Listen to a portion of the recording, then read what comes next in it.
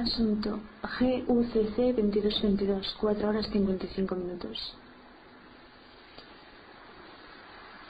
¿Por qué nos parece tener algo en la punta de la lengua cuando estamos tratando de recordarlo?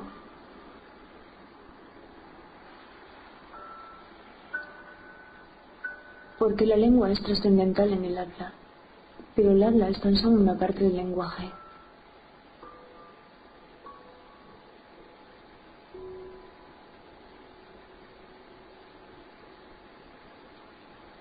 Sin embargo, si yo quiero comunicarle a un extraño a usted lo que pienso al respecto suyo, es decir, pues tú ten mucho cuidado conmigo, no se lo digo oralmente, se lo digo tan solo con el pensamiento, y entonces se lo digo con la mirada. Y encuentro la mayor concentración de la fuerza de la comunicación en ello. Esta madrugada tuve un sueño que recuerdo bien. Iba a un instituto, quería hablar con dos profesores, uno de física y otro de matemáticas, pero ellos estaban cerrados antes siquiera de saber lo que iba a decirles. A ninguna escucha. Yo lo que le haría pensar a la gente al respecto de eso de olfatear el camino como los perros, que es lo que nos propone Claudio Naranjo, es que ellos no están intuyendo nada, como él dice, están percibiendo. Solo que en su cerebro las conexiones con el sentido del olfato son unas 6 veces más numerosas en relación al nuestro. Sin embargo, cuando un perro se deja ir tan desconcertantemente por un camino sin detenerse a oler siquiera, podemos plantearnos el hecho de que esté intuyendo su camino. Y yo diría que no es buena señal que uno se declare guía espiritual de la humanidad y no acertar a intuir siquiera una definición para lo espiritual. Pruebo yo contigo ahora, y con ese sentimiento que arde en mi mente. Yo tiendo a decir no que es el sentimiento del amor espiritual, a pesar de que no entramos jamás en contacto físico, porque las neuronas no se rozan. Reciben a través de sus receptores un mensaje que es químico, y este se transmite a través de la sinapsis, que es un espacio vacío.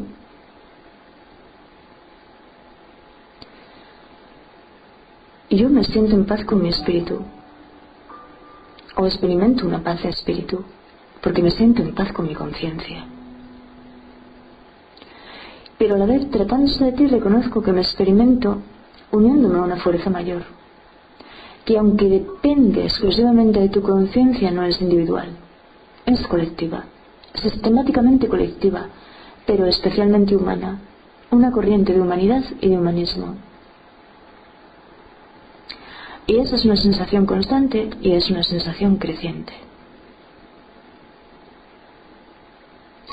Sin embargo, Claudio declara que se experimentó fascinado por las teorías de Freud en algún momento de su existencia, pero que ahora piensa que no acertó a ver en Freud cuán apegado se encontraba él a sus propias teorías y cuánto de fanatismo se detecta en ellas, pero la paja siempre la vemos mejor en el ojo ajeno.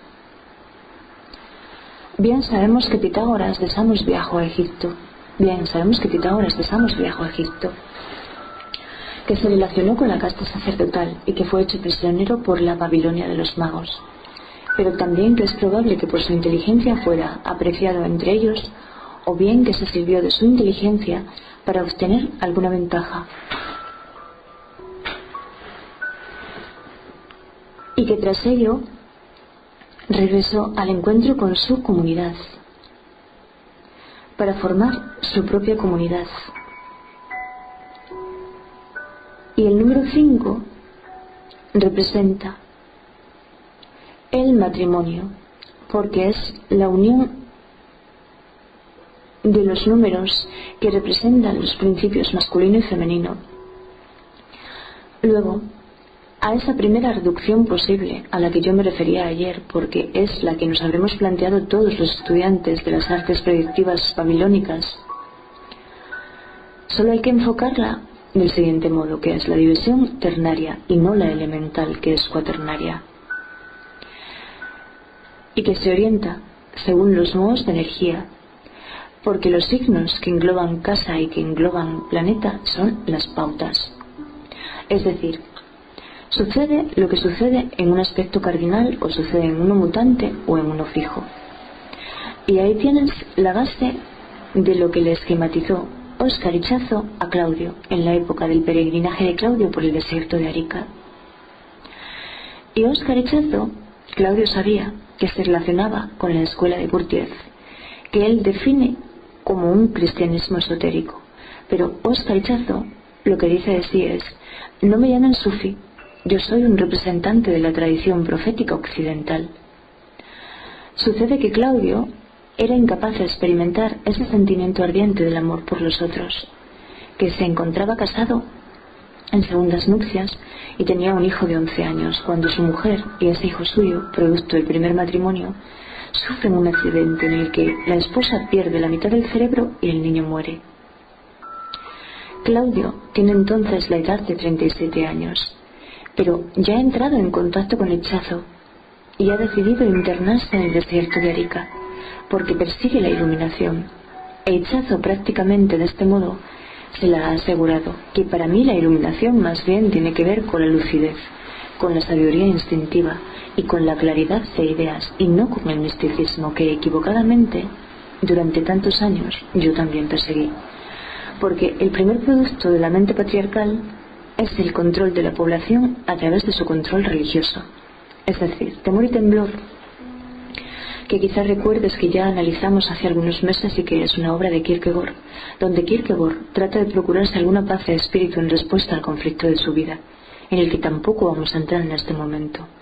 Pero esa obra, en donde nos encontraremos con el Caballero de la Infinita Designación y el Caballero de la Fe, es un análisis del conflicto experimentado por Abraham cuando recibe la orden de su Dios de sacrificar a su hijo.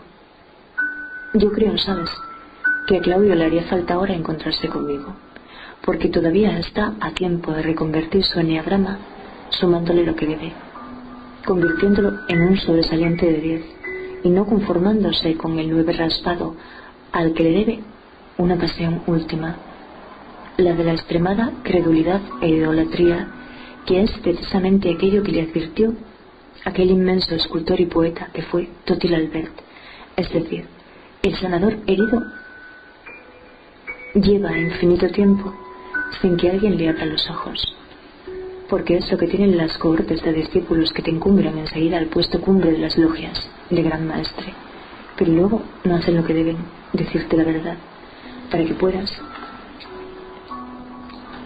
subsanar todo lo que supuso este viaje en tu globo, que él puede pensar lo que quiera, pero que yo se lo digo con un cariño entrañable. Y ahora son las 6:39 y yo necesitaba mejor que volver a verte a ti, avanzar un poco más en la tercera lección de la sombra del invisible, la sombra de la pasividad cuando la conciencia duerme. Mari Carmen López Sáenz. 1. La otra cara de la fenomenología estática. Merleau-Ponty se interesó principalmente por lo que quedaba después de la puesta entre paréntesis del mundo objetivo y de la actitud naturalista. La conciencia adherida al mundo. Siguió, por tanto, a Husserl al concebir la actitud propiamente filosófica o trascendental como no objetivante. Pero a diferencia de él, la caracterizó por la apertura al surgimiento cuasi pasivo e inmotivado del mundo de la vida y a la ortodoxa que le corresponde. Ortodoxa es creencia originaria. Por ello, comprendió que la reducción nunca podría ser completa.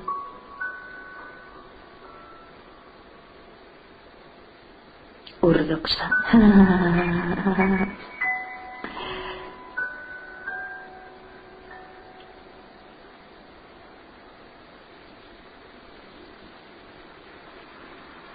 No se limitaría a reconducir al dominio circunscrito del sujeto trascendental del fenomenólogo, sino que penetraría en la vida oculta, la despertaría y la reactivaría, tomando conciencia de que como el sujeto trascendental, también ella se halla en el mundo.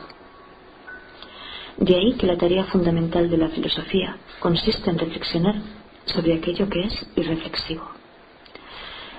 Esto es así no solo porque lo irreflejo sea el suelo nutricio de la reflexión, sino asimismo porque únicamente por ella comienza aquel a existir.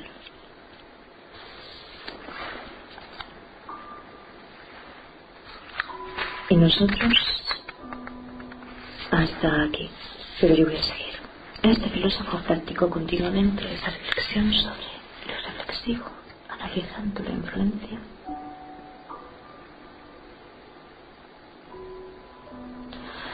Este filósofo practicó continuamente esa reflexión sobre lo irreflexivo.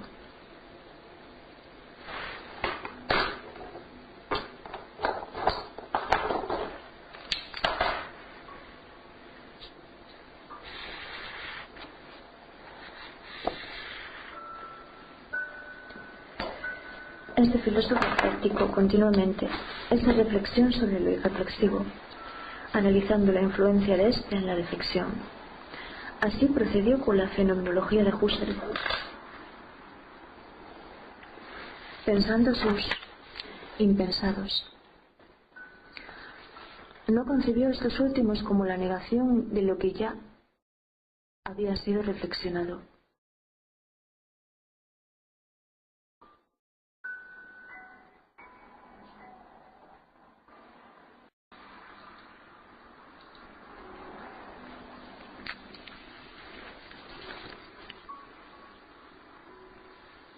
Asunto GUCC 2222, 4 horas 55 minutos.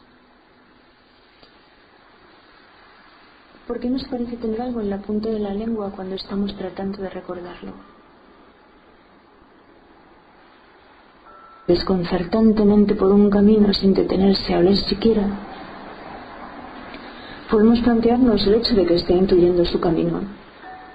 Y yo diría que no es buena señal que uno se declare guía espiritual de la humanidad y no acertar a intuir siquiera una definición para lo espiritual. Pruebo yo contigo ahora. Y con ese sentimiento, yo lo que le haría pensar a la gente al respecto de eso de olfatear el camino como los perros, que es lo que nos propone Claudio Naranjo, es que ellos no están intuyendo nada, como él dice, están percibiendo. Solo que en su cerebro las conexiones con el sentido del olfato son unas 6 veces más numerosas en relación al nuestro. Sin embargo, cuando un perro se deja ir se lo digo tan solo con el pensamiento, y entonces se lo digo con la mirada. Y encuentro la mayor concentración de la fuerza de la comunicación en ello. Esta madrugada tuve un sueño que recuerdo bien. Iba a un instituto, quería hablar con 2 profesores, uno de física y otro de matemáticas, pero ellos estaban cerrados antes siquiera de saber lo que iba a decirles, a ninguna escucha. Porque la lengua es trascendental en el habla, pero el habla es tan solo una parte del lenguaje.